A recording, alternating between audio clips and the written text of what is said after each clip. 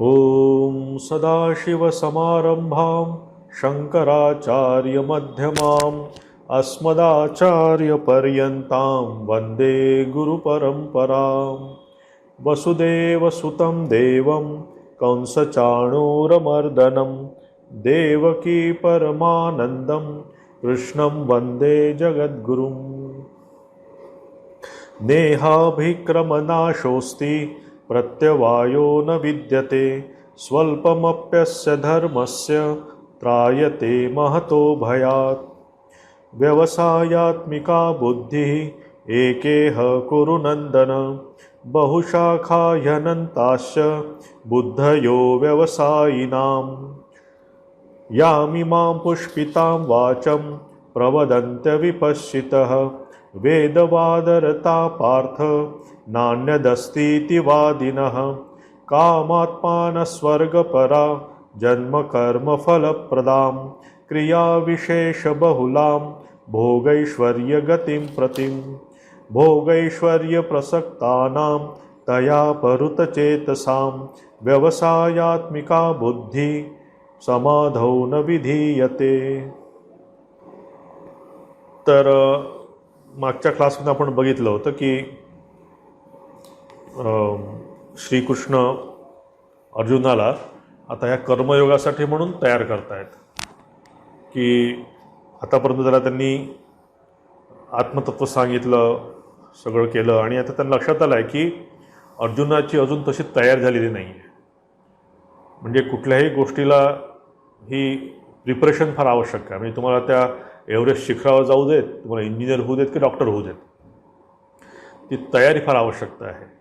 आणि तयारी जर नसेल आणि जर आपण त्याप्रमाणे जर जायचा प्रयत्न केला तर त्यात नुकसान आपलंच होतं. म्हणजे आता जर अर्जुन म्हणतो आहे की मी पहिल्यांदा म्हणतो मी भिक्षाचार्य करायला जाईल, पण भगवान श्रीकृष्णाला माहीत आहे केलाच होणार नाही, ते 4 दिवस जाईल आणि पुन्हा परत येईल. म्हणजे हे एसीत राहणारे माणसं सगळे राजे लोक सगळे हे, यांना कुठलं ते भिक्षा परवडणार आहे, त्यांना काय परवडणार आहे त्यांना. तर हे फक्त मोमेंटरीली, म्हणूनच आपल्या ह्याच्यात म्हणतात ना की आपण इमोशनली वाहत जाऊ नये. म्हणजे ते समत्व जे म्हटलं आहे की बरेच वेळा आपल्या ह्याच्यात आपण म्हणजे आम्ही आमच्या कम्युनिटीमध्ये पण बघतो, संन्यासी कम्युनिटीमध्ये, की कोणाचं अनुकरण करणं, की तो तसा करतो मग मी पण तसंच करेन, हां त्यांनी तसं त्या प्रकारचं सगळं जीवन तो हे करतो म्हणून मग मी पण तसंच करायला प्रयत्न करणार. अशा केल्याने काही वेळ आपण करू शकू म्हणजे नक्कल, पण त्याच्यामुळे नक्कल लक्षात असते की ते मग त्याचं ते जास्त दिवस चालत नाही, ते सगळं उघडं पडतं सगळं. किंवा तर लक्षात आल्यानंतर की हे आपल्यासाठी मार्ग नाही आहे. मग बरेच वेळा आमच्या इथे तसेच काही काही लोक फ्रस्ट्रेट होतात की नाही हे आपल्याला शक्यच नाही आहे. कारण हा जो प्रिपरेशनचा पिरियड आहे हा प्रत्येकाचा वेगवेगळा आहे. म्हणजे आम्ही सगळे जरी इथे एकत्र आलो असतो, संन्यासी व्हायचा प्रयत्न करत असू किंवा आम्ही एकाच आयडियलकडे जायचा प्रयत्न करत असू, तर ही प्रत्येक इंडिव्हिज्युअल माणसाची प्रिपरेशनची काय म्हणतात त्याला एक व्याख्या वेगळी आहे. म्हणजे मला माझ्यामध्ये रजस जास्त असल्यामुळे कदाचित मला ॲक्टिव्हिटीमधून जावं लागेल. कोणी सात्विक मन घेऊन, शुद्ध मन घेऊन जन्माला आला असेल तर त्याला लगेच पुढे जायचं त्याला सहज शक्य आहे. मग मी त्याच्याकडे जर बघायचं की बाबा तो बघा किती जप ध्यान करतो, तो किती विवेकी आहे, तो कसा आहे, पण मी जर त्याचं अनुकरण केलं तर ते नुसतं अनुकरण होईल, पण मला ज्या एक्सपिरियन्समधनं जाऊन मी जे शिकणार आहे ते शिकणार नाही. म्हणून भगवंत इथे त्याला म्हणतायत की आता हे सगळं करून त्यांनी बघितलं की आता भगवंत म्हणतायत की याला आता कर्मयोगासाठी आपल्याला तयार करायचं आहे. कर्मयोग म्हणजे, कारण कर्म तर आपण प्रत्येकजणच करतो, कर्माशिवाय आपण कोण राहू शकत नाही. मग जेव्हा आपण कर्म करतोच आहे तर मग तो योग या दृष्टीने जर आपण तो केला तर कर्म पण होतं, त्याचसोबत आपली प्रिपरेशन पण होते. हां ते आपण समजायला पाहिजे की माझ्यामध्ये म्हणजे माझ्यामध्ये जर रजसचं प्रमाण जास्त आहे, हां तर मग रजस जोपर्यंत माझा तो कमी होत नाही, म्हणजे फोर्स ऑफ ॲक्टिव्हिटी जोपर्यंत माझी कमी होत नाही तोपर्यंत मी बसू शकणार नाही. कारण तुम्ही त्याला समजा लहान मुलाला बघा ना, त्याला खेळायचं असतं, त्याला बाहेर जाऊन सायकल चालवायची असते आणि त्याला तुम्ही जोर करून त्याला घरी बसवा, रूममध्ये बसवा, तुम्ही बघा तो काहीतरी इकडे बघेल तिकडे बघेल, मग तो डोळे बंद करेल, पुन्हा डोळे उघडेल, असं करेल, काय ते चालू असतं. मग आपण काय ते करणार नाही, पण आपल्या माइंडमध्ये ॲक्टिव्हिटी सुरू राहील.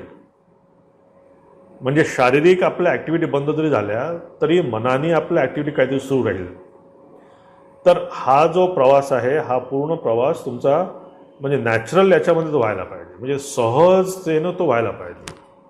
म्हणजे आपल्यामध्ये ज्या प्रवृत्ती आहेत, तामसिक भाव आपल्यामध्ये आहे, राजसिक भाव आपल्यामध्ये आहे, तर हे एक एक स्टेप सहजरित्या आपण त्या पार करायला पाहिजे. आता याचं काही असं नाही आहे की मी 20 वर्ष 15 वर्ष मी 30 वर्ष समजा मठात आहे, तर मग मी 10 वर्ष तमसमध्ये असेल तर मग 10 वर्ष मी करायला पाहिजे, मग 10 वर्ष रजस करायला पाहिजे, 10 वर्ष सात्विकमध्ये जाईल, असं काही नाही आहे. हे तुमच्या इंटरनल काय म्हणतात प्रवासावर आहे की तुम्ही किती स्ट्रॉंगली त्या गोष्टी करता आहात आणि त्यावर ओव्हरकम करण्याचा प्रयत्न करता आहात. म्हणजे आता पुढच्या श्लोकामध्ये येईलच ते की इथे लक्षात येतं आपल्याला, मग आपण म्हणू की अरे माझ्यामध्ये तर हा तमस आहे, माझ्यामध्ये रजस आहे, मग हा केव्हा येईल, मग आता मी असंच जन्मलो आहो, भगवंताने मला असंच तयार केलेलं आहे, आता मी याच्यापासून बाहेर निघू शकत नाही, हां काय करणार, आमचं असंच आहे आता, हे आपण जे रडगाणं बरेच वेळा गातो. पण इथे पुढच्या वेळेस त्या कर्मण्यवाधिकार असते त्या श्लोकात भगवंत म्हणतील, इथे म्हणजे भगवंत म्हणण्यापेक्षा तिथे इम्पॉर्टंट गोष्ट आहे की ही फ्री विल जी आहे, प्रयत्न करण्याची जी शक्ती आहे, ही माणसाला मिळालेली आहे, भगवंताने दिलेली आहे. म्हणजे तुम्ही एखाद्या तुमच्याकडे जर जो कुत्रा असेल त्या कुत्र्याला विचारलं का रे तुझं काय फ्युचर प्लॅनिंग काय आहे, तुला जीवनाकडनं काय अपेक्षा आहे, तो फक्त तुमच्याकडे भुंकेल तो. कारण त्या कुत्र्याला कुठलं ते आलं आहे त्याच्यामध्ये सगळं फ्युचर प्लॅनिंग किंवा त्याचं काय पुढं एम आहे त्या कुत्र्याला. तर परंतु ती फ्री विल माणसाला भगवंताने दिलेली आहे. तुम्हाला जर विचारलं की तुमचं काय फ्युचर तुझं प्लॅनिंग आहे, तुम्ही सांगू शकता की 5 वर्षानंतर मला हे करायचं, 5 वर्षानंतर 10 वर्षानंतर मी इथे जाईन. तर या फ्री विलचा उपयोग करणं, कारण इथेच ते बरंचसं कॉन्फ्लिक्ट आहे. म्हणजे दैववादी की बाबा काय आता माझं ठरलं आहे सगळं, आमचं या जन्मात होणारच नाही आहे, आम्ही तर संसारी आहोत किंवा आम्ही काहीच केलं नाही आहे, हा ज्या बऱ्याच वेळा आपल्याला एक असा निगेटिव्ह सूर बघायला मिळतो, हा आहे दैववादी. कारण इथे आपण विचार करत नाही की भगवंताने आपल्याला फ्री विल दिलेली आहे. म्हणजे फ्री विल आपण आपलं खाणं पिणं, पैसा कमावणं, मजा करणं यासाठी सगळी आपण फ्री विल वापरतो. पण जिथे काही पॉझिटिव्ह करायचं आहे तिथे आपण म्हणतो दैवाधीन सगळं. काय करायचं, देवाने आम्हाला असंच मन दिलं आहे, काय करायचं आता, देवाची जशी इच्छा तशी होईल. तर आता अर्थात हे सगळं पुढच्या 1-2 श्लोकात येईलच आपल्याला सगळं हा तिथे विचार.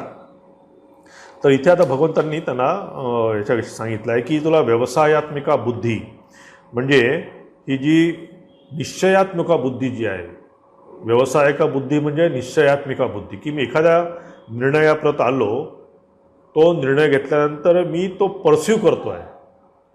म्हणजे असं नाही आहे की स्तोकेनं आयाती उन्नतीम स्तोकेनं अधोगतीम, जसं असतं की मला आज असं वाटलं की चला मी मस्त 5-6 तास जपध्यान केलं, उद्या काय तर उद्या तिकडे कुठे निघून गेलो, परवा काय तर असं केलं. तर ह्या इमोशनल ह्या डामाडोल या पेंडुलमसारखं फिरण्याने कधी कुठली गोष्ट अचीव होऊ शकणार नाही आहे.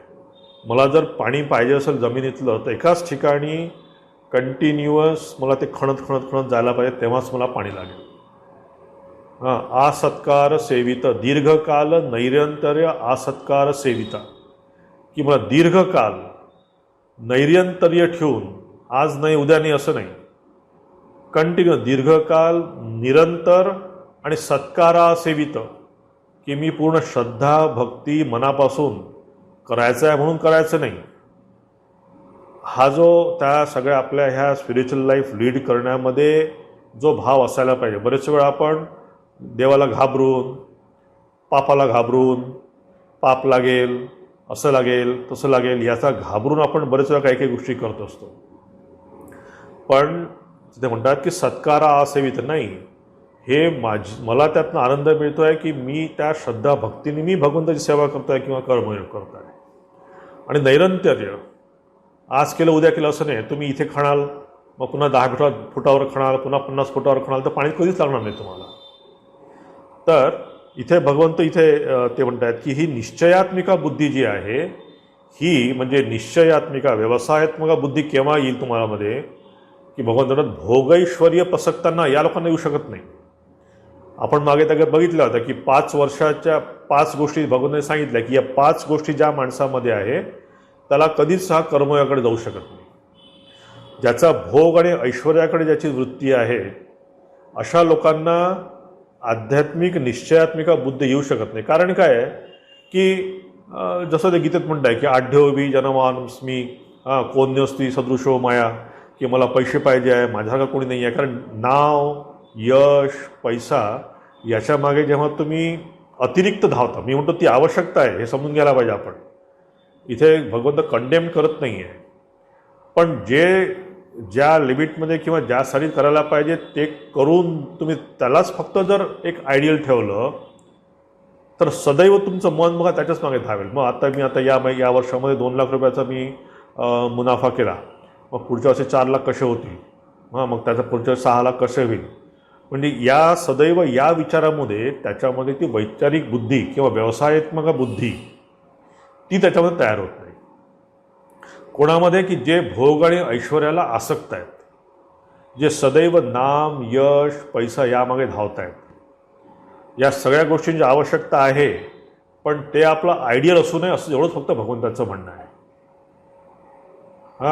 तर कारण जेव्हा जेव्हा आपण या कुठल्या एखाद्या गोष्टींच्या मागे धावतो तेव्हा आपल्याला त्यासाठी प्लॅनिंग करावं लागतं, त्यासाठी भरपूर खटपट करावं लागते. मग याला धक्का मारून त्याला बाजूला करा, याला धक्का मारून त्याला बाजूला करा, मग समोर कसं जा, असं जी रेस लागते सगळी ती.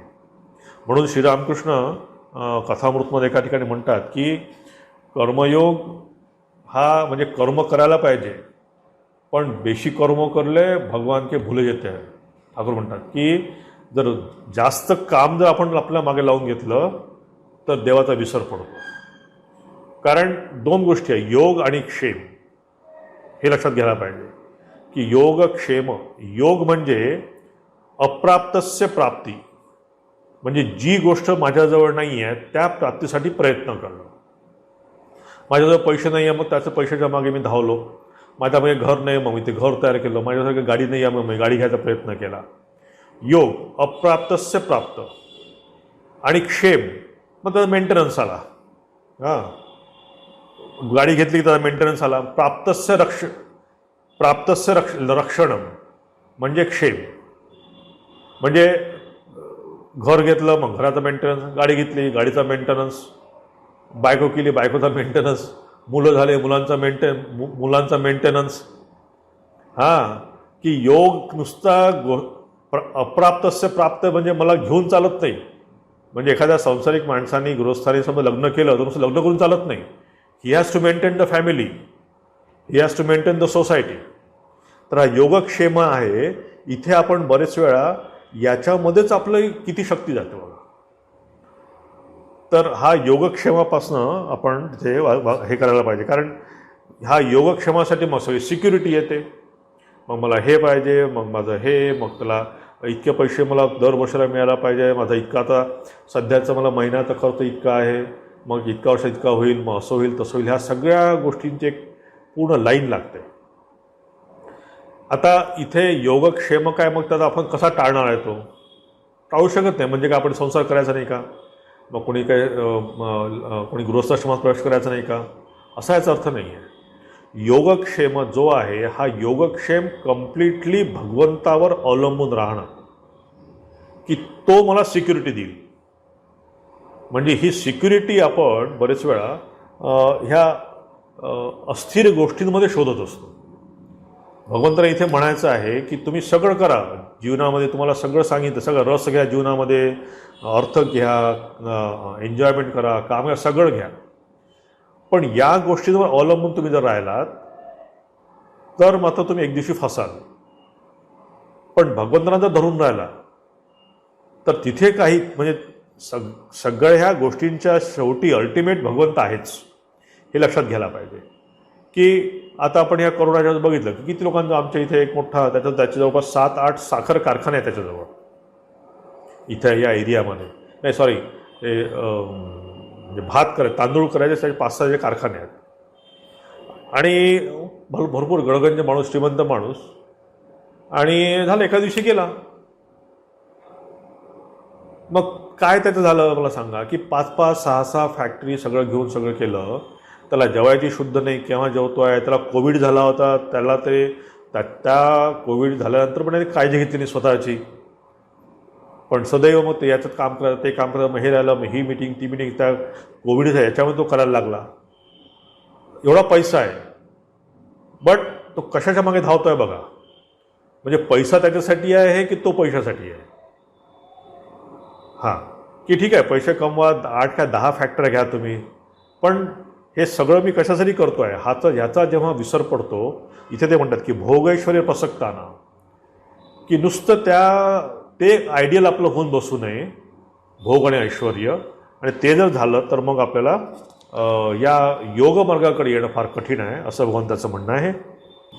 हे बघा, आयत्त होणं आणि न होणं हा प्रत्येकाचा एक पर्सनल एक आउटलुक असतो. पण एक लक्षात ठेवायला पाहिजे, एवढं मी नक्कीच म्हणू शकेन की ज्याला म्हणतो की आपण ह्या कुठल्याही मटेरियल गोष्टीवर मी आता अवलंबून नाही. एका बिझनेसमॅनला त्याला विचारलं की तुमच्या ह्या बिझनेस सक्सेसच्या मागचं काय हे आहे. तर तो म्हणला, मी या बिझनेस केलं त्याच्यामागचं सिक्रेट आहे माझं राईट डिसिजन घ्यायची कॅपॅसिटी. मग त्याला पुढचा प्रश्न केला की राईट डिसिजन घ्यायचं सिक्रेट काय आहे. तर तो म्हणला, माझे एक्सपिरियन्सेस लाईफमध्ये विभिन्न मला एक्सपिरियन्सेस आले. मग ते म्हणलं, हे एक्सपिरियन्स वेगवेगळे मिळण्याचं सिक्रेट काय आहे. तो म्हणलं, मी रॉंग डिसिजन घेतले लाईफमध्ये. विदाऊट रॉंग डिसिजन्स, विदाऊट जीवनामध्ये असे त्याला वेगवेगळे, जसं आपण एक उदाहरण बघितलं होतं की त्या खडबडीत याच्यामध्ये धार लागल्याशिवाय ती धार येत नाही. आज प्रत्येक माणसाच्या जीवनामध्ये वैराग्य, विवेक हा आपल्या जीवनामध्ये कसा येईल, की जोपर्यंत आपण ॲडव्हर्स कंडिशनमध्ये पडत नाही, जोपर्यंत आपण या सगळ्या गोष्टींमधनं जात नाही. आणि ह्या जात असताना जेव्हा लक्षात येतं की अरे, आपण यातनं गेलो, पण यातनं बाहेर कसं आलो, मी तर त्यातनं काही विशेष केलं नव्हतं, पण या सगळ्यातनं आलं कसं, आपण काहीतरी फोर्स आहे. आणि मी कशाला त्या गोष्टींच्या मागे लागलो होतो, मी कशाला त्या पॉवर पोझिशनच्या जे लोक पॉवर पोझिशन बसतात त्यांच्या मागे मी चाललो आहे. कारण ते आज आहे, उद्या नाही आहेत. आता जसे आपल्याला आपल्या आजोबांचं म्हणजे आजोबांच्या नाव पण माहीत नाही, तसेच आमच्या जर याच्या आधीच्या 2 व्हाईस प्रेसिडेंट नाव विचारलं माहीत नाही आपल्याला, व्हाईस प्रेसिडेंट होऊन गेलेत ते. तर हे असे लोक आपले म्हणजे प्रेसिडेंट म्हणा, व्हाईस प्रेसिडेंट म्हणा, किंवा कोणीही, हे कितीही मोठे व्यक्ती असू देत, पण they are not going to protect me. ते माझ्यासाठी पूज्य आहेत, त्यांचा प्रत्येक आशीर्वाद माझ्यासाठी मला वरती घेऊन जाण्यासाठी कामाचं आहे. बट अल्टिमेट प्रोटेक्शन तेच फक्त देणार आहे भगवंत. असं जेव्हा तुमच्या मनामध्ये एकदा विचार येईल, किंवा असा जेव्हा एक्सपिरियन्स थ्रू तुम्हाला जेव्हा कळतं, देन यू विल अंडरस्टँड की हा जो मी या लोकांवर डिपेंड आहे, म्हणजे इन्स्टिट्यूशनवर डिपेंड आहे, मग या स्वामींवर डिपेंड आहे, मग त्या अध्यक्षांवर डिपेंड आहे, मग त्यांच्यासाठी म्हणून मग मी काहीही करायला तयार आहे. ह्या गोष्टीवर तर डिपेंडन्स तुमचा हळूहळू कमी होतो. आणि हेच उदाहरण कसं देतो आहे की संसारामध्ये पण आपण बघतो तसं, की आता तुम्ही म्हणजे बघा, आता तुम्ही आताच्या या सगळ्या कंडिशनमध्ये कितीही तुमच्याजवळ कितीही काही असू दे, आणि कोणाचा करोना झाला, तर त्याला काय आहे, त्या बिचारा त्या इन्स्टिट्यूशनल जे काही आहे की त्या गव्हर्नमेंटचं हॉस्पिटल, तिथं जाऊन त्याला राहावं लागतं. त्याच्या हातात काय आहे, म्हणजे त्याचा पैसा त्याला वाचू शकणार नाही आहे. त्याला जे काही असेल, त्याला भगवंताची सिक्युरिटी ती आहे, तीच कामात राहणार. त्याने सिक्युरिटीसाठी म्हणून भरपूर त्याने पैसे जमा केले आहेत, की मला 5 लाख रुपये मला महिन्याची मिळू देत. त्याच्याकडे 5 लाख रुपये येत असतील, पण करोना झाला की त्याला गव्हर्नमेंट हॉस्पिटल जाऊनच पडावं लागणार आहे. आणि कोणी तिथे गेला की ते गव्हर्नमेंट हॉस्पिटलमध्ये स्ट्रेचरवरच मरणार आहे. तो काही काय फॅसिलिटीज असलेला हॉस्पिटल जाणार नाही. सो हे जेव्हा आपण लक्षात घेतो, किंवा हे जेव्हा आपण जर क्लिअर आपल्या माइंडमध्ये जर असेल, तर ह्या गोष्टीवर काय म्हणतात, त्याला भगवंताच्या सिक्युरिटीवर जास्त आपला हळूहळू विश्वास बसायला सुरुवात होते, की मी किती धावायचा प्रयत्न करो, पण शेवटी दोरी त्याच्याच हातात आहे. तर हा डिपेंडन्स भगवंतावर येणं हा एक्सपिरियन्स थ्रूच येतो. विभिन्न प्रकारचे एक्सपिरियन्स लाईफमध्ये, विभिन्न प्रकारच्या लाईफमध्ये आलेल्या निगेटिव्ह एक्सपिरियन्सेस, पॉझिटिव्ह एक्सपिरियन्सेस, या दोन्ही एक्सपिरियन्सचं जेव्हा आपण जर आपण त्याचा म्हणजे ऑडिट केलं त्या गोष्टींचं, तेव्हा लक्षात येतं की तो निगेटिव्ह एक्सपिरियन्समध्ये पण माझ्यासोबत ते होते आणि पॉझिटिव्ह एक्सपिरियन्समध्ये पण ते आहे. तर व्हाय शुड आय बॉदर? हे आपण तुम्ही बघा ना, आपण बरेच वेळा आपण काही काही छोट्या छोट्या गोष्टी आपल्या लाईफमध्ये पण आपण तो बरेच वेळा योगायोग म्हणून सोडून देतो. बरेच वेळा आपण की काय असं झालं असेल बाबा, म्हणजे काही चांगलं जर झालं असेल तर आपण योगायोग म्हणतो. कधी म्हणतो की माझं कर्तृत्व होतं किंवा मी तसं केल्यामुळे तसं झालं. पण हे योगायोग कधीच नसतात. यातनंच तुम्हाला हळूहळू या सगळ्या गोष्टींची म्हणजे भगवंतावर विसंबून राहण्याची एक काय मनाची तयारी होते. म्हणून इथे योगक्षेम जो म्हटलं आहे की योगक्षेम तुम्हाला करायला पाहिजे. आता आम्ही मठात राहतो, आम्हाला आमचं योगक्षेम करणं आवश्यक आहे. तुम्ही आहात, तुम्हाला पण तुमचं योगक्षेम करणं आवश्यक आहे. पण त्यासाठी म्हणून मी अधीर होऊन जाणं, त्यासाठी म्हणून मी माझं सध्याचं सगळं जीवन जे आहे त्याला म्हणजे माझ्या इंटरनल प्रोग्रेस थांबवून मी या सगळ्या मटेरियल गोष्टींकडे मागे लागणं हे चुकीचं आहे.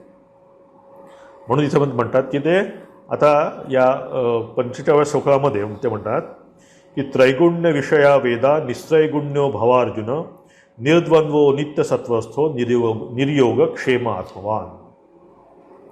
की इथे आता ते या श्लोकापासून त्या जरा थोडीशी हळूहळू त्याची मनाची तयार करतात, त्याचं मन तयार करतात.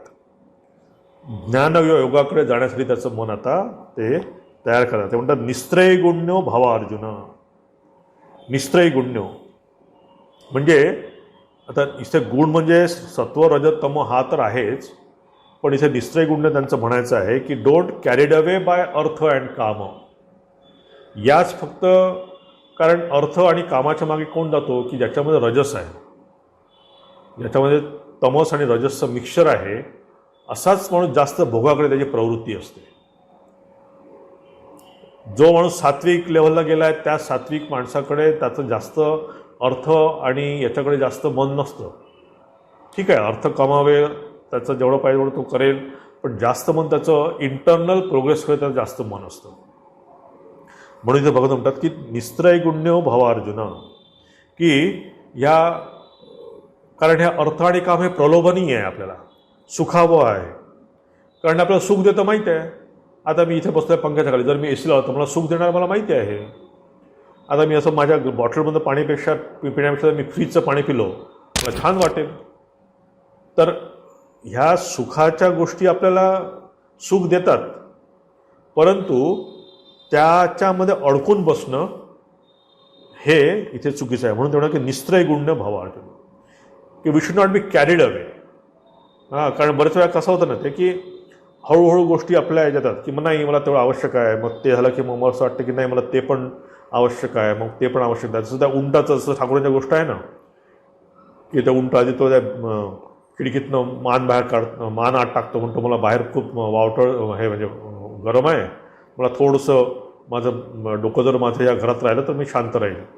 मग हळूच एक पाय घेतो, हळूच सगळं घेतो आणि पूर्ण तो उंटच त्या झोपडी देतो. म्हणजे त्या माणसाला म्हणतात तू बाहेरचा पण मी इथं राहणार आहे. तर तसं आपण ह्या आपल्या या छोट्या छोट्या गोष्टींना आपण डिपेंड राहतो. म्हणून इथे भगवंत म्हणतात की निस्त्रैगुण्यो आणि निष्कामो भव. निस्त्रैगुण्य भवार्जुन आणि निष्काम हो, असं इथे ते भगवंत इथे त्याला म्हणतायत. निर्द्वंद्वो नित्यसत्वस्थो निर्योग क्षेम आत्मवान. की इथे म्हणतात की निर्द्वंद्वो भव, की द्वंद्वरहित असणं. तर इथे म्हणतात की तू निस्त्रैगुण्य हो आणि निष्कामो भव. म्हणजे शंकराचार्य म्हणतात की निस्त्रैगुण्य म्हणतात निष्कामो भव, की तू तुझे डिझायर्स जे आहे ते थोडेसे कमी कर. सात्विक कामं तू थोडेसे वाढव तुझे. सात्विक कामं वाढव आणि निर्द्वंद्वो भव. त्रैगुण्य विषया वेदा निस्त्रैगुण्य भवार्जनो निर्द्वंद्वो. म्हणजे हे द्वंद्वरहित हो. आपलं म्हणजे आपलं जे पेंडुलम सारखं झुलणं चालू असतं की कधी इकडे आणि कधी इकडे, कधी सुख तर कधी दुःख. हे जे आहे हे थोडंसं सम आणण्याचा प्रयत्न कर. कारण बघा, जोपर्यंत आपण या जगात सगळ्या लोकांशी जेव्हा व्यवहार करतो तोपर्यंत हे साहजिक आहे, स्वाभाविक आहे. म्हणजे तुम्ही ज्या लोकांमध्ये राहता, आम्ही ज्या लोकांमध्ये राहतो, आपल्यालाही हृदय आहे, आपल्याला पण मानसिक भावना आहे, हां, ह्या सगळ्या काम करतात म्हणून आपण माणूस आहोत. म्हणजे माझ्या शेजारचा जर एखाद्या स्वामीजींचा तब्येत खराब असेल किंवा त्यांचं उद्या काही झालं कमी जास्त, तर का मला दुःख होऊ नये का? साहजिक आहे, कारण 10-10 वर्षापासून आम्ही या लोकांसोबत काम करतो तेव्हा दुःख होणं साहजिक आहे. तर म्हणून याचा अर्थ आपण काय म्हणजे निर्द्वंद्व किंवा ह्याच्यात व्हायचं म्हणजे आपण दगड व्हायचं नाही आहे. पण इथे समजून घ्यायचं आहे की हा नियमाप्रमाणे झालं. काही वेळेस दुःख वाटणार. म्हणजे आता जेव्हा आमचे गुरुदेव गेले म्हणा किंवा कोणी सिनियर कोणी जातात, तेव्हा सहवासाचं एक हे असतं की आमचा सहवास आपल्याला मिळणार नाही आता. म्हणजे फिजिकल याच्यामध्ये मिळणार नाही आपण, कारण त्या फिजिकल शरीराकडनंच आपल्याला भरपूर गोष्टी मिळालेल्या आहेत. त्या फिजिकल प्रेझन्समुळेच भरपूर आपल्याला गोष्टी मिळाल्या आहेत. जसं कोणा पती पत्नीचं होत असेल, जसं कोणा आईचं आणि मुलाचं कधी असं होत असेल कधी झालं तर, तसंच आमच्यामध्ये पण होतं की जे त्यांना आपण पूज्य म्हणायचो, की ज्यांना आपण खूप गाईड आणि सगळं मिळणार असं म्हणायचं, किंवा एक इन्स्पिरेशन आपण तेव्हा त्यांना मिळायची, ही आता मिळणार नाही मला. तर त्यापासून दुःख होणार, तर स्वाभाविक आहे. तर जोपर्यंत आपण ह्या शरीरात आहोत, जोपर्यंत आपण इमोशन घेऊन या लोकांशी जेव्हा आपण बिहेव करतो, तेव्हा हे थोडंसं आपलं चढउतार आपल्यामध्ये येणार आहे. पण ही जी, तो पुन्हा FIR लक्षात ठेवा, ही जी फ्रिक्वेन्सी आहे किंवा हे रिकव्हरी जी आहे ती फास्ट यायला पाहिजे. की दुःख जसं ठाकूरांचं झालं की तो अक्षय गेला, ठाकूर किती रडले. ठाकूरांसारखं म्हणजे इतकं म्हणजे अवतार माणूस, ते किती रडले, त्यांना किती दुःख झालं अक्षय गेला म्हणून. पण काही वेळात त्यांनी म्हटलं जशी तलवार त्या मॅनात निघते, तसाच त्या अक्षयचा आत्मा निघून गेला म्हणले, संपलं. त्याची फक्त बॉडी गेली, पण आत्मरूपाने आहेच तो. तर आता ॲज म्हणजे काय म्हणतात त्याला, आपण अवतार जरी असले तरी ॲज अ ह्युमन बिईंग ठाकूरांना ते म्हणजे दोघांचं सेपरेशन त्यांना दुःख दिलंच त्यांनी. माताजी रडल्या जेव्हा ठाकूर गेले, तेव्हा माताजी म्हणल्या, काली तुम्हाला सोडून कशी काय गेली. मग आता आपण जर यांचं म्हटलं तर स्वामीजींना किती दुःख, स्वामीजी गेल्यानंतर डायरेक्ट डिसापरला किती दुःख झालं.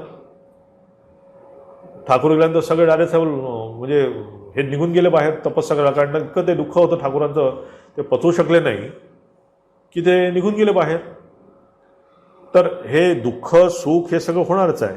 पण इथं भगवंताला म्हणतात की तू म्हणजे विवेक चोळा म्हणते ना की सहनम सर्व दुःखानाम अप्रतिकारपूर्वकम, की ही प्रतिक्रिया येईल आपल्यामध्ये, पण ती प्रतिक्रिया आल्यानंतर त्या प्रतिक्रियेसोबत वाहवत न जाणं.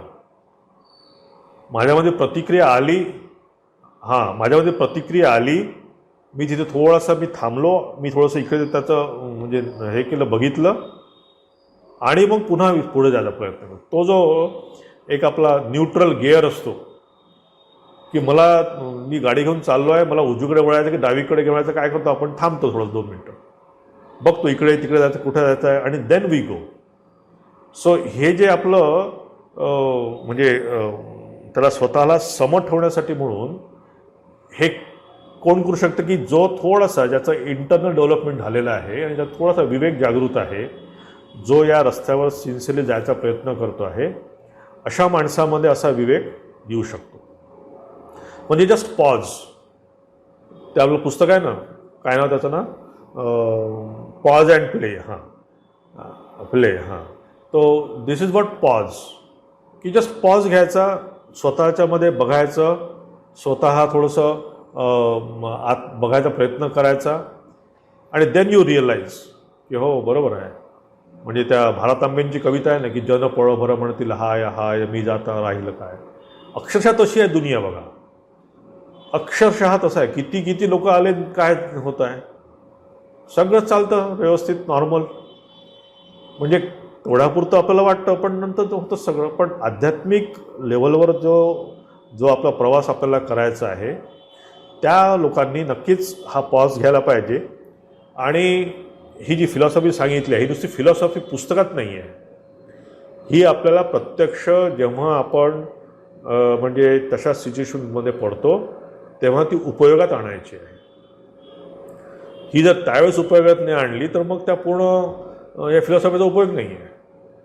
हां, तर म्हणून ते म्हणतात की ते त्याला की त्रैगुण्य विषया वेदा निस्त्रैगुण्य भवार्जन निर्द्वंद्वो नित्यसत्वस्थ निर्योग क्षेम आत्मवान. म्हणतात हे अर्जुन, हे सर्व वेद तिन्ही गुणांचे कार्यरूप अशा संसाराला प्रकाशित करणारे आहेत. म्हणजे तीन प्रकारचे जे तीन गुण आहेत आणि निस्त्रैगुण्य या तिन्ही गुणांमध्ये तू म्हणजे असंसारी म्हणजे त्रयस्थ असा तू राहा आणि या सुखदुःखांच्या द्वंद्वाच्या बाहेर तू जा.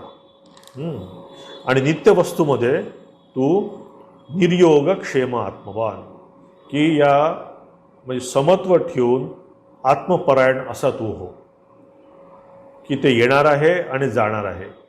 ह्या जगात आपण जेव्हा आलेलो आहोत तेव्हा जाणार आहोत. कुठलीही गोष्ट जेव्हा ती येते ती जाणारी असते. जसा हिवाळाला हिवाळा जाणार आहे, उन्हाळ्याला उन्हाळा जाणार आहे. आपण जन्म घेतला, जन्म घेऊन आपण एक दिवशी जाणार आहोत. दिस इज द सर्कल. हां, ही सायकल आहे. एवं प्रवर्तितम चक्रम नानुवर्तयति हय की ही जी हे जे चक्र आहे हे चक्र आपण थांबवू शकत नाही. हां, तर म्हणून इथे त्यांना आता हे उपदेश करून पुढे भगवंत म्हणतायत की तू निरोगक्षम हो, निरोग हे आणि आत्मवान भव. आत्मवान भव म्हणजे की अलर्ट राहा, म्हणजे डोंट कॅरीड अवे. की आपण ह्या ज्या इमोशनच्या सोबत कॅरीड अवे होतो म्हणजे त्या इमोशनवर बसून आपण त्या लाटांवर फिरत असतो, तसं न होता तू आत्मवान भव. हां, इथं अलर्ट राहा. आत्मवान म्हणायचं इथे त्यांना अर्थ आहे की अलर्ट राहा. हां, केअरलेस राहू नको. हां, आणि आत्म्याला सदैव तू विसरू नको. आत्म्याला विसरू नको किंवा तुझ्यासमोर जे गोल आहे, तुझ्यासमोर जे आयडियल आहे त्याला विसरू नको. कारण आपण जेव्हा अप्रमत्त केव्हा नसू किंवा आपण आपल्यामध्ये म्हणजे केअरलेस केव्हा नसणार आपण की जेव्हा माझ्यासमोर आयडियल आहे. मला ज्या रस्त्याने जायचं आहे की मला कलकत्त्याला जायचं आहे तर मी बरोबर त्या रस्त्याने जाणार, म्हणजे उगीच तिकडे उलटी जाणार नाही. तर म्हणून इथं म्हणतात की आत्मवान भव आणि अप्रमत्त भव. शंकराचार्य म्हणतात की अप्रमत्त भव. अप्रमत्त म्हणजे केअरलेसनेस. हां, ते खूप सुंदर एक तो श्लोक आहे की लक्षच्युतम स्याद यतिचित्तम ईषत प्रमादत सोपान पंक्तो असं काहीतरी त्याचं आहे. पद्धती यथाच. त्याचा अर्थ असा आहे की समजा एखादा जिना आहे. हां, त्या जिन्यावर मी एक बॉल घेऊन तो असा टप्पा मला घेऊन चाललो आहे. जेव्हा तो टप्पा मारता माझा त्या टप्पा चुकला तर हळूहळू तो बॉल येणार कुठे आहे, खालीच जाणार आहे रंगळत. प्रत्येक स्टेप की तो लक्षच्युतम स्याद यदि चित्तम ईषत की थोडं माझं लक्ष द्या, म्हणजे तो टप्पा जो कॉन्सन्ट्रेशन आहे माझं हां ते गेलं की तो बॉल येणार कुठे, एकदम खालच्या फरशीवर, खालच्या स्टेपवर. तो मध्ये कुठे थांबणारच नाही आहे. सोपान पंक्तो यथास्तता की तो बॉल असाच खाली हळूहळू खाली येऊन तो पडणार आहे. तर आपण अप्रमत्त केव्हा नसणार आहोत किंवा आपण अलर्ट केव्हा असणार आहोत की जेव्हा आपलं लक्ष त्या आयडियलवर आपलं आहे, जेव्हा आपण त्या आयडियलला धरून बसायचा प्रयत्न करतो आहे तेव्हा ही अलर्टनेस आपल्यामध्ये सदैव राहील. हां, मग आता पुढे ते म्हणतात की यावानर्थ उदपाने सर्वतः संप्लुतोदके तावान सर्वेषु वेदेषु ब्राह्मणस्य विजानतः. आता त्याला इथे थोडंसं रिवॉर्ड देतात की कर्मयोग. मग आता बरेच वेळा कसं ना आपण ते काहीतरी समोर गाजर असल्याशिवाय आपण त्या आकृष्ट होत नाही. म्हणजे मला हिमालयात मी याच्यावर एव्हरेस्टवर गेलो, मग काय एव्हरेस्टवर जाणं म्हणजे खूप कठीण आहे. त्याची प्रॅक्टिस करा, त्याच्यात पैशाचा खर्च आहे, प्रॅक्टिस करणं आहे, हे करताय, सगळं भरपूर आहे. तरी लोक एव्हरेस्टवर का जातात? Because there is a reward. तुमचं नाव होतं, तुम्हाला पैसे मिळतात, तुमचं म्हणजे काय बऱ्याच वेळा नोकऱ्या बढती सगळं मिळते. So there is a reward behind this. तर तो हे रिवॉर्ड काय आहे ह्याचं, म्हणून ते इथे म्हणतात की यावानर्थ उदपाने सर्वतः संप्लुतोदके, की म्हणजे इथं उदाहरण देतात एक, की जलाशय, छोटं जलाशय आणि एक मोठा तलाव, किंवा बंगालीमध्ये जर म्हणत झालं की पुकूर आणि दिघी, या दोघांचं इथे ते थोडासा म्हणजे कम्पेअर करून सांगतायत. की समजा एखादा छोटासा तलाव आहे, जसं तुम्ही वेस्ट बेंगॉल छोटे छोटे पुकूर बघता बघा. ते पुकूर काय करतं, की ते पुकूर कशाच्या कामाचं आहे, की पूर्वीच्या काळी लोक ते प्यायला पाणी वापरायचे, किंवा आता लोक थोडंसं वापरासाठी पाणी वापरतात त्यातनं, किंवा मासे व्हायसाठी. पण त्या पुकूरमधनं तुम्ही शेताच्या शेतं म्हणजे भिजवू शकत नाही, कारण ते आटून जाईल लगेच. तर त्याची लिमिटेशन आहे ती. पण तुम्ही जर मोठा जलाशय किंवा मोठा जर तलाव असेल, तर त्या जलाशयामध्ये तुम्ही कितीही पाणी उपसा तरी त्याला काही फरक पडत नाही. तर इथे ते भगवंत म्हणतात की तू हे जर आपण ह्या जर भोग आणि ऐश्वर्याच्या जर मागे लागलो, तर त्यातून तुला रिवॉर्ड नक्कीच काहीतरी मिळणार आहे. मिळणार नाही असं नाही आहे, पण तू जर मोक्ष मार्गाला गेला तर त्यातही इन्क्लूड आहेच. हां, म्हणजे मोक्षामध्ये तुझं हे भोग ऐश्वर्य पण इन्क्लूड आहे, पण भोग ऐश्वर्यामध्ये मोक्ष इन्क्लूड नाही आहे. हां, म्हणजे आता देशाचा प्राईम मिनिस्टर, हा सगळ्या देशाचा पंतप्रधान आहे. म्हणजे त्याची पॉवर पंतप्रधानापासून तर पंचायतच्या अध्यक्षापर्यंत त्याची पॉवर इन्क्लुडेड आहे, एव्हरीथिंग. पण पंचायतीचा जो अध्यक्ष आहे त्याला प्राईम मिनिस्टरची पॉवर नाही आहे. तो प्राईम मिनिस्टर सुख उपभोगू शकत नाही, पण प्राईम मिनिस्टर सगळ्याच प्रकारचे सुख उपभोगू शकते, सगळ्याच प्रकारची पॉवर तो उपभोगू शकतो. तर मोठ्या सुखामध्ये सगळ्यात छोटे छोटे सुख तुझे आलेले आहेत. तर इथे भगवंताला सांगायचा प्रयत्न करतायत की तू त्या मोठ्या याच्याकडे बघणं, तू त्या मोठ्या गोष्टीकडे बघणं. म्हणून ते म्हणतात की उदपाने म्हणजे स्मॉल पॉन्ड, छोटं पॉन्ड. हां, आणि संप्लुत उदक म्हणजे खूप मोठा ह्यूज असा तलाव. हां, तर ते म्हणतात इथे की म्हणजे थोडक्यात आपण सांगितलं की इन्फिनिटीमध्ये सगळ्याच फायनाईट थिंग्ज आहेत. ह्या भोगाच्या मागे का लागतो? आनंद मिळण्यासाठी. पण तो आनंद कसा क्षणिक असतो. तो आनंद झाला तेवढं झालं, पुन्हा आपल्याला त्याची एक हाव असतेच, त्या आनंद उपभोगाची हाव असतेच. पण जर तुम्हाला हा परमनंट आनंद जर मिळाला, आत्मानंद जर मिळाला, हां, तर त्या आनंदामध्येच हा आनंद आहे. म्हणजे आता तुम्ही जर थोडंसं अजून तो सूक्ष्म याच्याप्रमाणे जर थोडंसं गेला, याच्यामध्ये डीपमध्ये थोडंसं जर गेला, तर बघा की मला एखाद्या गोष्टीचा आनंद उपभोगायचा आहे. म्हणजे समजा आता मला डोसा खायचा आहे. आता मला डोस्यामध्ये आनंद तर नाही आहे, डोसा आहे साधा. मग मी काय करतो की त्या डोस्यामध्ये आनंद कोण टाकतं? तो करणारा टाकतो, की त्या तांदूळामध्ये आनंद नाही आहे?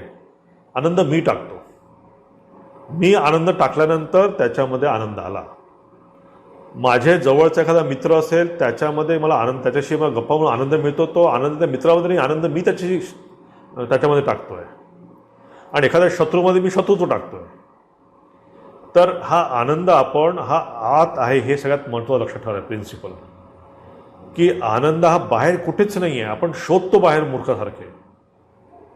पण मी जर आज समजा मला डोस्यामध्ये आनंद आहे, उद्या तो डोस्यामधला आनंद निघून पण जाऊ शकतो.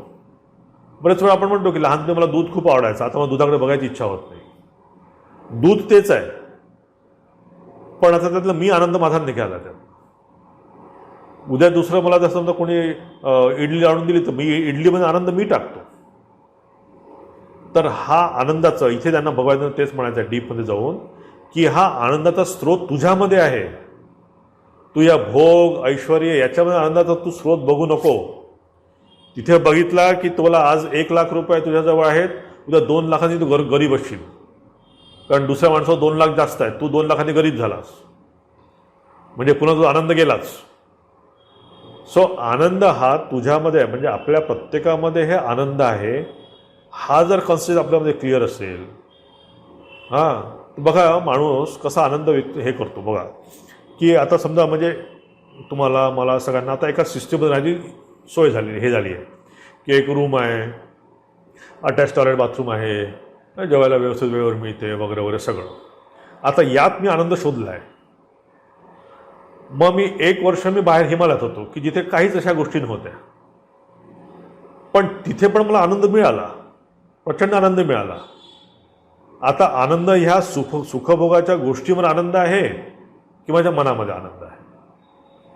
माणूस बरोबर तो आनंद शोधून घेऊ शकतो. तुम्ही उद्या हे समजा सोडून दुसऱ्या कुठे एखाद्या ठिकाणी जा, एखाद्या गावात जा, एखाद्या कुठे छोट्या ह्याच्यात राहा, अवर माइंड स्टार्ट्स फाइंडिंग आनंद त्या गोष्टीमध्ये. म्हणजे आपण दुःखामध्ये दुःख पण शोधतो आणि सुखामध्ये सुख पण शोधतो. माणूस ते बरोबर ॲडजस्ट करतो, कारण तो आनंद माझ्यामध्ये आहे.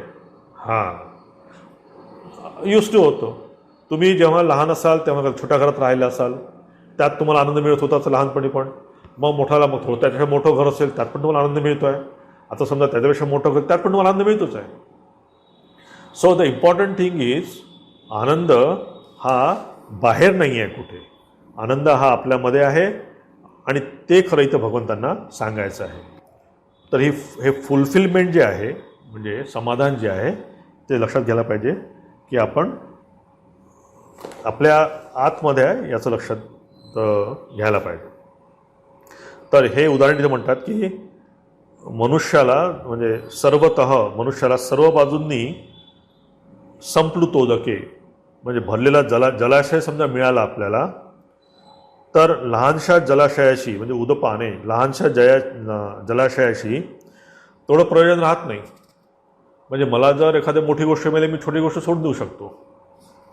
हां, तसंच इथे म्हणतं की चांगल्या प्रकारे ब्रह्म जाणणाऱ्या ब्राह्मणाचे, तसंच म्हणजे इथे ब्राह्मण विजनचे, ब्राह्मण म्हणजे ज्या माणसाला म्हणजे ब्रह्माकडे ज्याने सुरुवात केली आहे, त्या सगळ्यांना या वेदांचं प्रयोजन राहत नाही. वेदांचं प्रयोजन राहत नाही म्हणजे वेदांमध्ये सांगितलेल्या सगळ्या कर्मकांडांचं म्हणा किंवा त्याच्या फळाचं त्यांना त्याचं हे राहत नाही.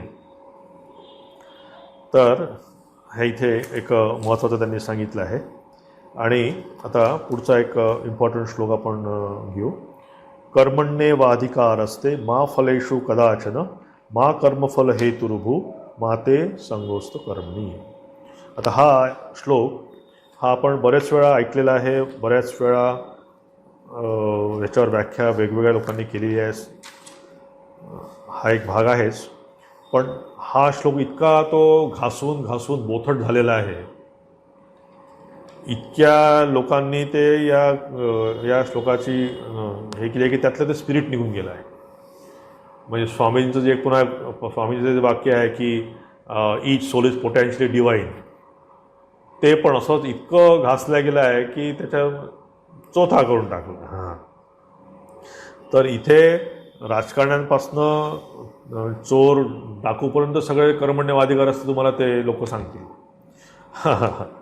तर इथे आता भगवंत ह्या श्लोकातनं सिंपल सांगायला प्रयत्न करत आहेत की what is the principle behind Karmayoga. त्याला कर्मयोग सांगतायत. आता त्या कर्मयोगाच्या मागे तुझं ॲटिट्यूड काय असायला पाहिजे हे आपण लक्षात घेतलं. कारण कर्म हे आपण सदैव करत असतो. म्हणजे पृथ्वी स्वतःच्या भोवती फिरते आहे, पृथ्वी वेगवेगळ्या ग्रहात फिरत आहेत, सगळं पूर्ण हे गॅलेक्सी पुन्हा फिरते आहे. हां, आपण आईच्या पोटात फिरतोय आहे, आई मग आपल्याला बाहेर फेकायचा प्रयत्न करतो आहे. आपण आल्यानंतर पुन्हा आपण ज्या वेळेस श्वास घेतला म्हणजे कर्म सुरू झालं. जेव्हा आपण पहिला श्वास घेतला तेव्हापासून जे कर्म सुरू झालं ते शेवटी मरेपर्यंत आपण कर्म करतो आहे. सो या संसारामध्ये एकही गोष्ट अशी नाही आहे की ती स्थिर आहे. Everything is moving, everything is has a action. म्हणून तिथे म्हणतात ते, कारण एका ठिकाणी म्हणतात की नाही क्षणमपी जातू कर्मण्य तिष्ठकृत, की एक क्षणभर पण आपण कर्म न केल्याशिवाय राहू शकत नाही. एक तर आपण फिजिकल कर्म करू किंवा मेंटल कर्म करू, जाणते करू किंवा अजाणते करू, कर्म हे प्रत्येकाला करणं भाग आहे. तर म्हणून ते भगवंत म्हणतात की जेव्हा आपल्याला मग कर्म करायचं आहे, जर कर्मच करायचं आहे तर मग ते नुसतं कर्म न करता, म्हणजे एखादा साधारण माणूस जसा कर्म करतो तसं न करता मी कर्मयोगासारखं कर्म का करू नये. कारण मी जर कर्मयोगासारखं जर मी कर्म केलं तर काय होईल, माझी इंटरनल ग्रोथ होईल. म्हणजे माझं आतलं हळूहळू माझ्यातली शुद्धता वाढायला प्रयत्न मी करायला पाहिजे. हळूहळू माझी ती शुद्धता वाढेल, हळूहळू माझं मन सात्विक होईल आणि असं होता होता होता होता मी भगवंताकडे जायचा हा मार्ग जो आहे तो माझ्यासाठी सुकर होईल. म्हणून इथे ते म्हणतात की कर्मण्यवाधिकार असते मा फलेषु कदाचन.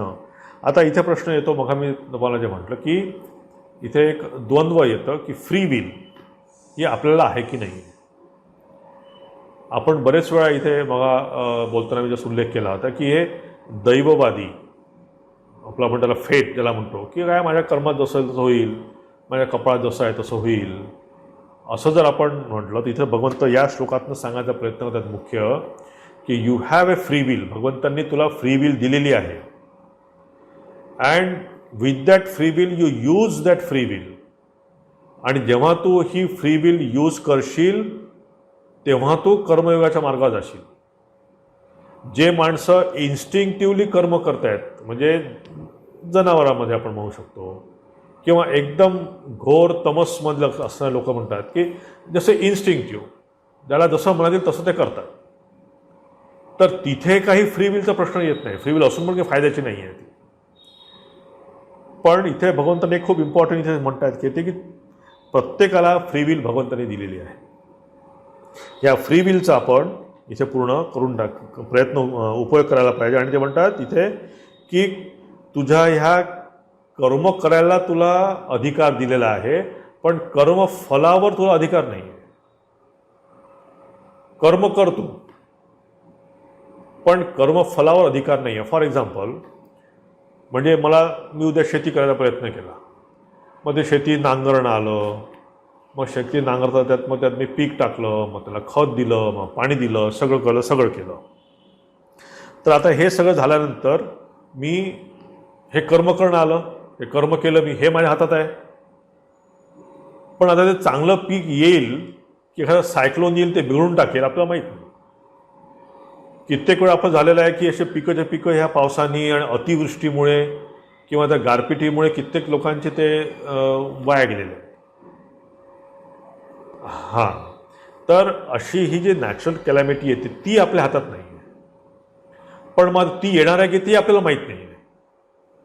पण म्हणून काय मी कर्म करायचं नाही का? कर्म करायलाच पाहिजे. मला जर खायला पाहिजे असेल, मला जर शेती करायची असेल तर मला हे सगळ्या प्रकारचं कर्म करायला पाहिजे.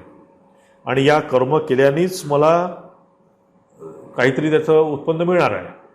म्हणजे कोणाला आपल्या गृहस्थ आश्रमामध्ये मुलांना तर संगोपन करतो आपण, मुलांना वाढवतो.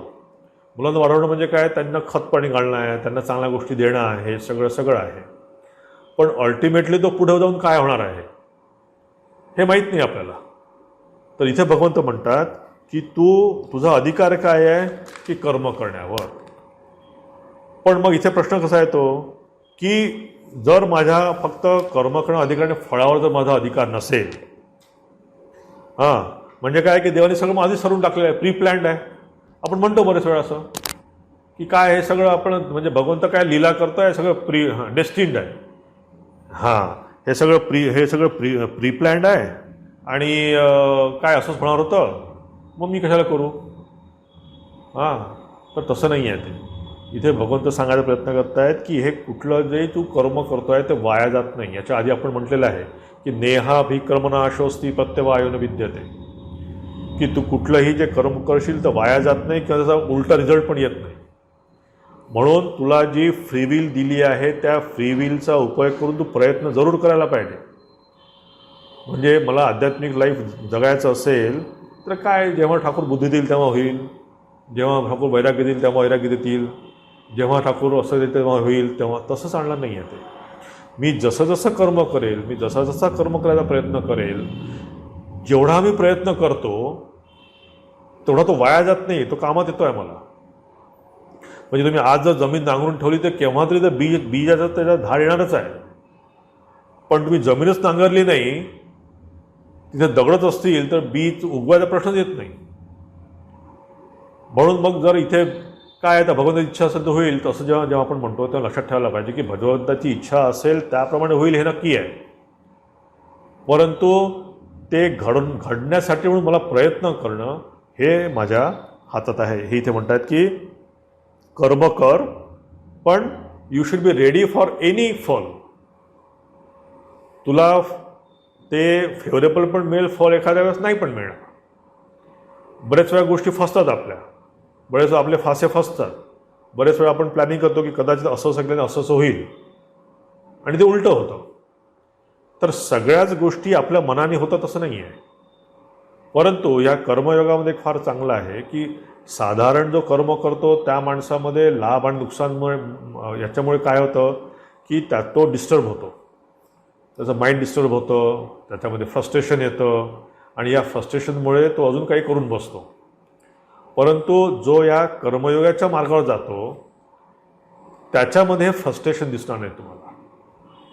तो एवढा विचार करतो की मी 100% मला जेवढी बुद्धी दिली आहे भगवंतानी, मला जेवढी फ्री विल दिली होती भगवंतानी, त्याचा मी पूर्ण वापर करायचा प्रयत्न करतो आणि त्याचा वापर करून मी जेवढं जायचा प्रयत्न केला मी केला. यश अपयश भगवंताच्या हाती. परंतु या करण्यामध्ये झालं काय की मी सरळ झालो. त्या कुत्र्याचं शेपूट सरळ झालं नाही, पण त्या कुत्र्याचं शेपूट सरळ करता करता करता करता माझ्यातल्या अँग्युलॅरिटीज, माझ्यातल्या पिक्युरिटीज, माझ्यातला अहंकार हा हळूहळू गेला. हा आहे कर्माचा फायदा. म्हणून जे भगवंत म्हणतात की तुमचे प्रयत्न कधीच वाया जात नाही. प्रयत्न सदैव आपण करायला पाहिजे. आता समजा आपण आता ही इलेक्शनची गोष्ट, आता इलेक्शन चालू आहे. आता इलेक्शनमध्ये समजा मी असं म्हटलं की नाही मी काय हे माहीत नाही, आता मी व्होट दिलं, मी एका पक्षाला व्होट दिलं पण आला वेगळाच पक्ष, तर ठीक आहे. म्हणजे काय सगळ्यांचं मी जसं म्हणेल त्याप्रमाणे सगळं व्हायला पाहिजे असं नाही आहे. सो जो म्हणजे मी ॲज ए पार्ट, या पार्टनी ह्या पूर्ण याच्यामध्ये बदल घडून येईल याची शाश्वती नाही आहे, पण त्याचा उपयोग पण आहे. आता फॉर एक्झाम्पल माझं नाव अजय आहे. आता तुम्ही अजय जर घेतलं आणि त्याचं ए हे लेटर जे आहे, तुम्ही म्हणाल की ह्या ABCचा काय उपयोग आहे, वेगवेगळ्या शब्दांचा काही उपयोग नाही आहे.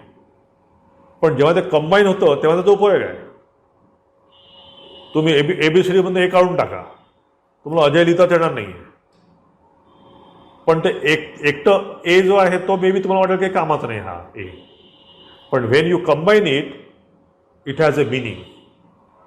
तर तसंच आहे की जसं आपण एक छोटे कामामधून आपल्याला त्याचा म्हणजे प्रथम दर्शनी आपल्याला दिसत नसेल त्याचा काही उपयोग होतो आहे आपल्याला, पण जेव्हा आपण ते हळूहळू करायला प्रयत्न करतो, एक गोष्टी करायला प्रयत्न करतो, तेव्हा लक्षात येतं की ह्या प्रत्येक गोष्टींनी मी 10 गोष्टी करायचा प्रयत्न केला, त्यातल्या 8 वेळा मी कर्मयोग करायसाठी चुकलो. माझ्याच्याने 8 वेळा माझा कर्मयोग झाला नाही, 8 वेळा माझं स्वतःचं कर्म झालं. पण 2 वेळा जे झालेलं आहे तुमचं स्वतः कर्मयोग, 2 वेळा जे सेल्फलेसली तुम्ही काम केलेलं आहे त्याचा उपयोग तुम्हाला नक्कीच केव्हा तरी होणार आहे. तर या पूर्ण या श्लोकात भगवंत सांगतायत की तुम्ही कर्म हा जो आपण करतो आहे त्याचा रिझल्टकडे लक्ष न देता तुम्ही क्वालिटी आणि क्वांटिटी याच्यावर जर लक्ष दिलं की मी किती क्वालिटेटिव्ह काम करतो आणि किती क्वांटिटीने काम करतो, याच्यामध्ये जर आपण विचार केला तर हे तुझ्या पुढे कामात येऊ शकते. कारण तुम्ही जर प्रयत्नच नाही केले तर तुम्हाला म्हणजे काय 2 गोष्टी आहे सहज की मी काहीच न करणं, तर सगळ्यात सोपा मार्ग आहे. पण त्याच्यामुळे तुमची डेव्हलपमेंट पण होत नाही, हे लक्षात घ्या. काहीही तुम्ही जर नाही केलं तर तुम्ही डेव्हलपमेंट पण होत नाही.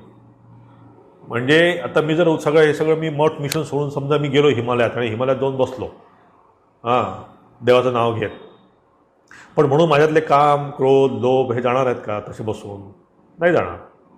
पण जेव्हा मी कामात आहे तेव्हा मला लक्षात येतं की माझ्यामध्ये काम किती आहे, माझ्यामध्ये क्रोध किती आहे, माझ्यामध्ये आकांक्षा किती आहेत.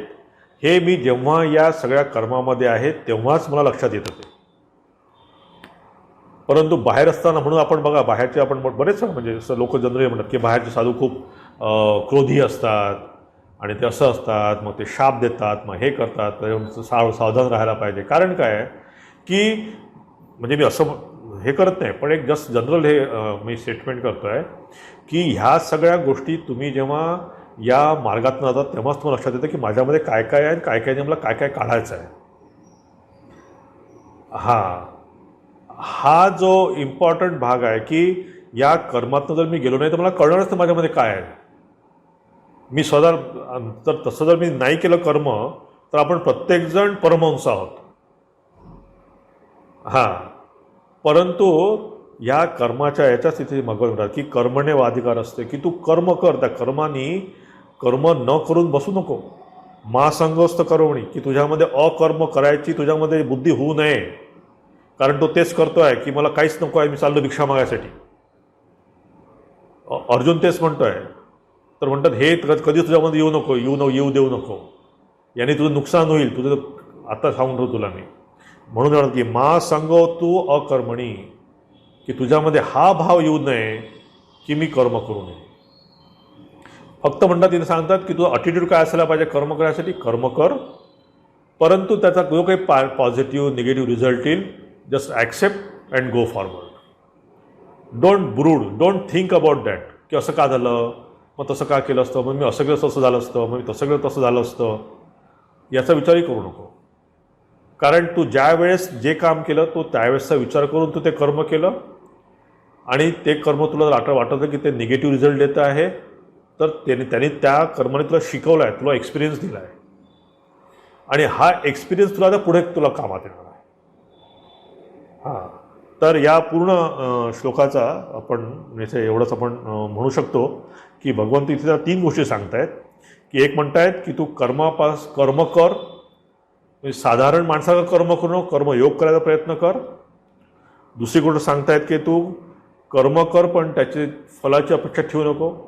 फलाची अपेक्षा ठेवू नको म्हणजे साधारण माणूस ठेवणार अपेक्षा. समजा मी हा क्लास घेतला, माझ्या मनामध्ये असं असणारच आहे की आपण जे काही सांगायचं होतं ते काही सांगितलं तर व्यवस्थित गेलं की नाही गेलं, हे साधारण असणारच आहे. पण इथे मनामध्ये जर मी असं आलं की नाही आता ते मग क्लास व्हायला पाहिजे, मग मी हे करायला पाहिजे, मी ते करायला पाहिजे, असं करू तसं करू, म्हणजे मी त्या याच्याकडमध्ये गेलो. म्हणजे मला जे काही माहिती आहे ते जेवढं माझं काय छोटं मोठं ज्ञान आहे त्या ज्ञानाला सोडून मी काहीतरी वेगळं दाखवायचा प्रयत्न करतो आहे. आणि तसं जर मी केलं तर मग तिथे सगळ्या गोष्टींचा म्हणजे काय त्याला म्हणतो ना की कॉपी पेस्ट करणं सुरू झालं मग. So we should not go into that. ज्या गोष्टी आपण करायचा प्रयत्न करतो त्या गोष्टीतनंच आपण हळूहळू उन्नत व्हायला पाहिजे. म्हणून आणि तिसरी इथे गोष्ट भगवंत सांगतात की तू हे कर्म करताना हे कर्म कठीण आहे करणं, कर्मयोग करणं कठीण आहे, कर्म करणं सोपं आहे.